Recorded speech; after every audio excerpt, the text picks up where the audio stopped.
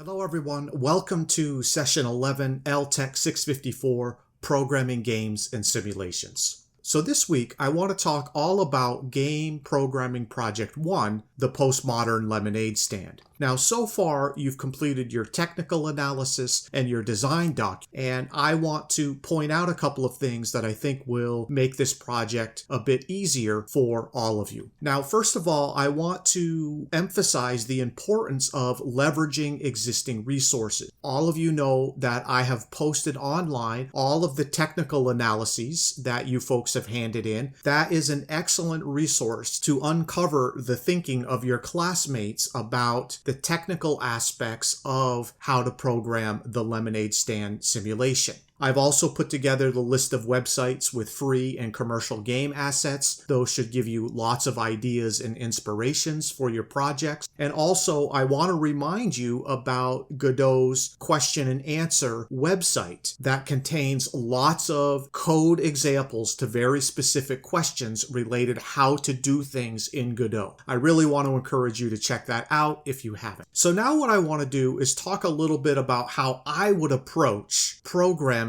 the lemonade stand simulation. Now, step one of that process would be to decompose the existing example of lemonade stand into discrete scenes. So in my estimation, there are approximately 7 scenes. And so what I want to do now is walk through those scenes with you. So the first scene might be the welcome screen, or the introduction scene, or the startup scene. I happen to call it welcome, but you can call it whatever you want. Now, what does the welcome scene need to do? Well, it's pretty simple. It might show the game title. It probably should welcome the player to the game. It should explain the objective and the directions. And ideally, it's going to establish the mood. Think back now to what we've learned about a game's dramatic elements. Some of that should come into play here, and you might even want the welcome scene to play a bit of background. Now, the next scene is the settings scene. And as you can see here in the lemonade stand example that we've studied, we can see that the primary purpose of this settings page might be to determine how long the player wants to play. In other words, how many days or hours or weeks, it doesn't matter what you're going to use as a unit, but how many of those things, what's going to be the length of the game. Now, if you want to make things a little bit more sophisticated, you might also have your settings scene allow the players to adjust the game difficulty, and or you might allow players to adjust the music volume as a setting for the overall game. Now, after the settings scene, we actually get into the main game screen, which I have labeled the purchasing scene. Now, in the purchasing scene, what is allowed to happen? Well, importantly, it needs to display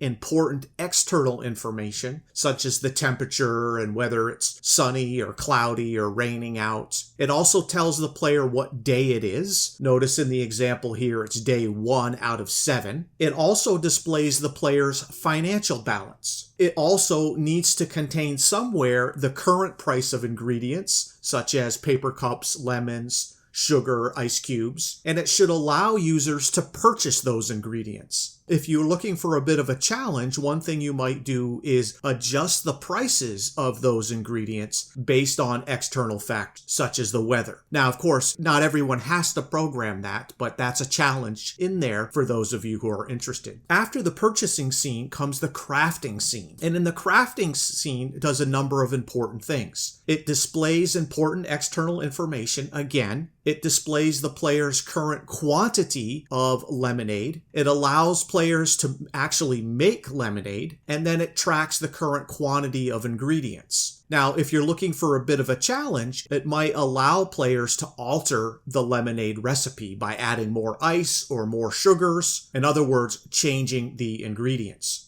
Now, after the purchasing and crafting scenes, ultimately we come to a selling scene. And in the selling scene, you might want to do things like show customers buying lemonade or not buying it. tracking players' supply of lemonade. How many units do they have left? It also should track the player's money. And if you're looking for a bit of a challenge, you might show customers' reactions to purchases. Do they like the lemonade that they're buying or not? You might also display how much time is passing. So in the example that we looked at, it's showing the time in minutes and hours passing. Those are advanced options. Now, after the selling scene, next comes the reporting scene. And of course, the reporting scene has an obvious function. It summarizes the sales data for that day. It tells you how many units were sold, how much money was made, so on and so forth. And it sends the player back to the purchasing scene or to the game over scene, depending on where they are in the game sequence. Now, importantly, in this example, it does two advanced things. It actually gives the player a satisfaction rating, and it also gives a popularity rating. Now, I don't expect everyone to program that functionality, but I thought that was an interesting way to enhance the lemonade stand experience. And then, of course, finally, after reporting, we come to the game over scene. And what does that do? Well, it indicates that the game is over and it invites users to play again. A more sophisticated, advanced functionality of the game over scene would be to show the overall accounting of the past 7 days. What was the total income? What was the total expenses? So on and so forth. So that, in a nutshell, is how I would approach decomposing Lemonade Stand. I would divide it up into those 7 scenes. That's just one way to do it. There's lots of other ways to approach this, and I encourage all of you to go back and look at your classmates' technical analyses to see other examples of how to do this. The next step in my process would be to build wireframes of all 7 scenes. Now, what do I mean by a wireframe? Well, I just mean a super simple scene that has, let's say, a white background, some text, and then, of course, I'm going to need a next button in order to navigate through all of the scene. And so in Godot, in my project resources folder, I might have a folder called Scenes,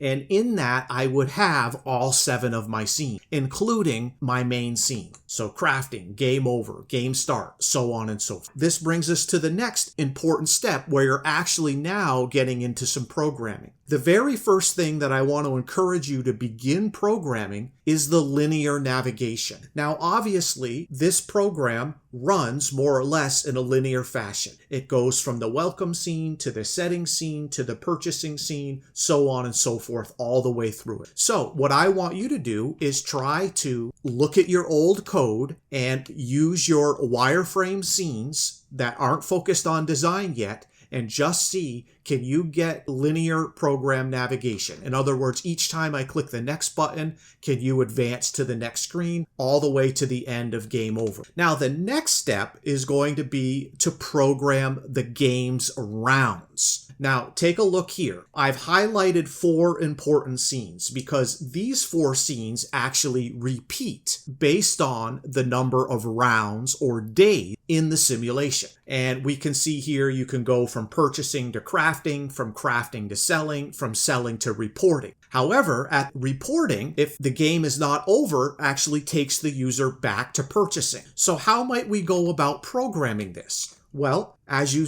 probably imagined, we're going to need some global variables. So one of those variables, if you look on line 4, is going to be number of rounds. In other words, how many rounds, how many days does the user want to play? And in this example, I have hard-coded it to be number of rounds equals 3. And then, of course, I also keep track of the current round. And if you look at my code in the ready function, I call change scene, and change scene says if the current scene is blank, I'm going to add game start scene. And then continuing on here with my code, I can see if the current scene is game start, I'm going to add settings. If the current scene is settings, I'm going to add purchasing. And we've seen this before. You folks know how to do this. Let me jump ahead a little bit to line 23, where we see if the current scene is reporting, I want to find out, is current round less than or equal to the number of rounds? If it's less than or equal to it, I'm going to send the user back to the purchasing scene. However, if that's not true, I want to send them to the game over scene. So that's how you program the game's rounds. Now from there, I would actually begin to program buying ingredients. So I might start out with a very simple screen that looks something like this, where notice I'm saying purchasing